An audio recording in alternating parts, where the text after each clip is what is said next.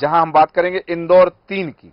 इंदौर 3 में 2018 के विधानसभा चुनाव में आकाश विजयवर्गीय, कैलाश विजयवर्गीय के बेटे चुनाव लड़े भारतीय जनता पार्टी की टिकट पर और चुनाव जीते। लेकिन उसके बाद में बहुत सारी चीजें उनकी बयानबाजी को लेके, एक बैट कांड को लेकर के आया, ये सारी चर्चाएं आती रही। राधा वल्लभ शारदा जी, आपके पास आना चाहूंगा मैं कि वर्तमान में भारतीय जनता पार्टी ने आकाश विजयवर्गीय का टिकट काट दिया। ये भी बात आई कि कहीं ऐसा ना हो कि भारतीय जनता पार्टी पर परिवारवाद का आरोप लगे कि इंदौर 1 से पिताजी खड़े हुए हैं और इंदौर 3 से बेटा खड़ा, इसलिए उनका टिकट काट करके यहां से राकेश शुक्ला जो हैं, जिन्हें गोलू के नाम से जाना जाता है, भारतीय जनता पार्टी ने उनको प्रत्याशी बनाया। और कांग्रेस से इंदौर 3 पर जो है दीपक जोशी, जिन्हें पिंटू भैया के नाम से जाना जाता है, वो यहां से खड़े हुए हैं। हालांकि युवक कांग्रेस के पूर्व अध्यक्ष रहे हैं दीपक जोशी और पार्टी के आंदोलन में बढ़ चढ़कर हिस्सा लिया था और पूर्व विधायक अश्विनी जोशी के चुनाव की कमान भी संभाली थी। और यहां जो पिछले चुनाव में भारतीय जनता पार्टी और कांग्रेस के प्रत्याशी के बीच जीत का अंतर था, वो 5,751 वोटों का रहा है। और राकेश शुक्ला जो है 1998 से बीजेपी के सदस्य हैं। पार्टी ने इसी साल उन्हें आईडीए का अध्यक्ष उपाध्यक्ष बनाकर राज्य मंत्री का दर्जा दिया था और शिवराज सिंह चौहान और प्रभात झा के खास माने जाते हैं। यही एक वजह है कि उनको यहां से टिकट दिया गया है। तो राकेश शुक्ला और दीपक जोशी, जिन्हें पिंटू कहा जाता है, इनके बीच में किस तरह का मुकाबला सामने आने की संभावना है? राधा वल्लभ शारदा जी। पाठक जी, मेरा आप सिर्फ एक सीट के बारे में बात कर रहे हैं, इंदौर की जी, और मेरे मन में जो है जी, इंदौर की जो 5 सीट है उसको लेकर के है जी, इंदौर से मेरा टच रहा है जी, इंदौर में महाराष्ट्रियंस, गुजराती और मारवाड़ी जी, और ब्राह्मण कहीं न कहीं पूरे देश में हर आदमी ये कहता है जातिगत आधार को जी, मुद्दा बनाता है और कहते हैं जातिगत आधार पर कुछ नहीं होना चाहिए।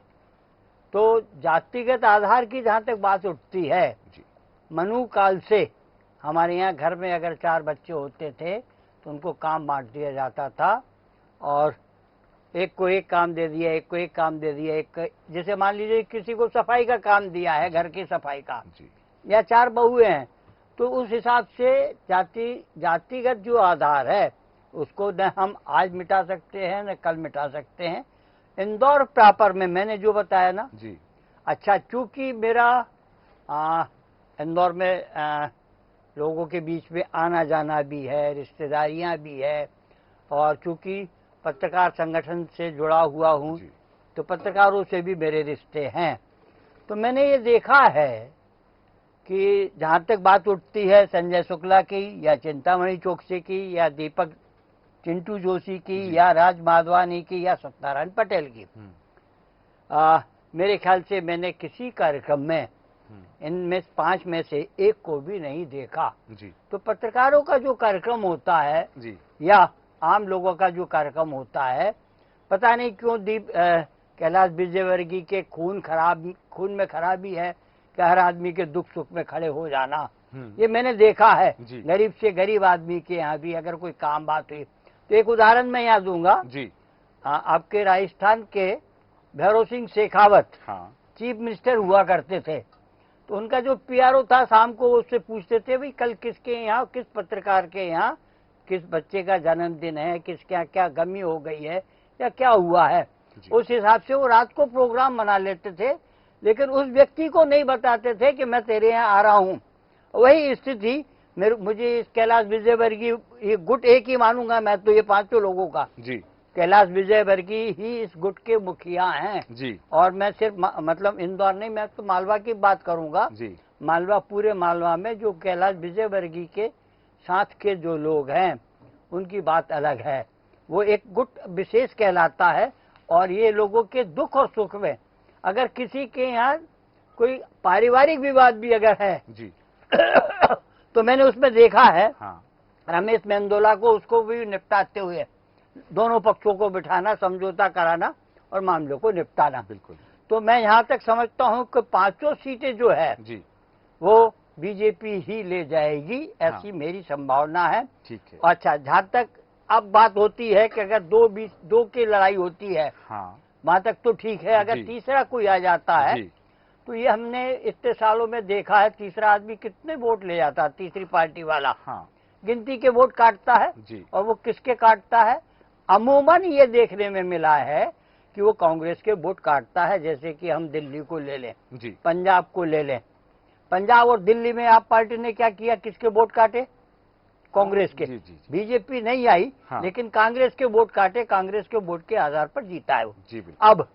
अब इसमें एक बहुत बड़ी बात और होती है जी। जो मैंने शायद अपने यहाँ पहले भी कहा होगा कि एक सरकार कहती, एक आदमी कहता है कि भाई ये तू नगद में 9 रुपए ले ले मुझसे, और दूसरा कहता तू उधार में परसों आना, मेरे से 13 रुपए ले जाना। हाँ। अब आदमी 9 रुपए की तरफ भागेगा कि 13 रुपए की तरफ 13 के पास जाएगा? जो डिलीवरी वो तो कहेगा जो आज मिल रहा है वो ले लो भैया, ये हमारा अच्छा साथी है यार। जी जी जी।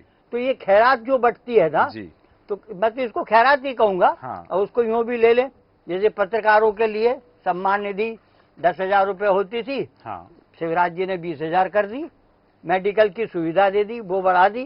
तो अब अगर मैं ऐसे आदमी को वोट नहीं दूंगा तो मैं बेईमानी करता हूं अपने प्रति। ठीक, सही कहा आपने कि ये जो चीजें हैं, ये चीजें इम्पैक्टफुल तो हैं, क्योंकि एक तरफ प्रॉमिस, एक तरफ डिलीवरी है। और जैसा कि आपने कहा कि ये जो मालवांचल की सीटें हैं और इंदौर की जो 5 सीटों की आपने जिक्र किया कि ये पूरा जो भारतीय जनता पार्टी के प्रत्याशी एक समूह में है, और इन समूह का नेतृत्व जो है कैलाश विजयवर्गीय उस क्षेत्र में करते हैं, चूंकि राष्ट्रीय स्तर के नेता है वो, और उस क्षेत्र की सभी सीटों पर उनका प्रभाव देखने मिलेगा। और भारतीय जनता पार्टी की जो रीति नीति रही है कि 7 बड़े नाम, बड़े चेहरे उन्होंने मैदान में उतारे हैं। हम बात करें प्रहलाद पटेल की, बात करें, हम बात करें रीति पाठक की, हम बात करें फग्गन सिंह कुलस्ते की, नरेंद्र सिंह तोमर की, कैलाश विजयवर्गीय की, तो ये जो बड़े चेहरे उन्होंने मैदान में उतारे, राकेश सिंह भी उन्हीं में से एक शामिल है, ताकि इनकी जिस सीट से चुनाव लड़ रहे हैं विधानसभा का, उसके आसपास की सीटों पर भी इनका प्रभाव रहे। भारतीय जनता पार्टी की यही रीति नीति है, इस कारण से मैदान में उन्होंने उतारा। और सही कहा आपने कि यहां पर जो है टक्कर जिस तरह से देखने मिल रही है कि कांग्रेस का अपना एक धड़ा है और भारतीय जनता पार्टी के इन सभी प्रत्याशियों को लीड कर रहे हैं कैलाश विजयवर्गीय। तो कैलाश विजयवर्गीय की साख भी यहां पर दांव पर लगी हुई है कि वहां से कितनी सीटें वो जीत कर आते हैं। बढ़ते अगली सीट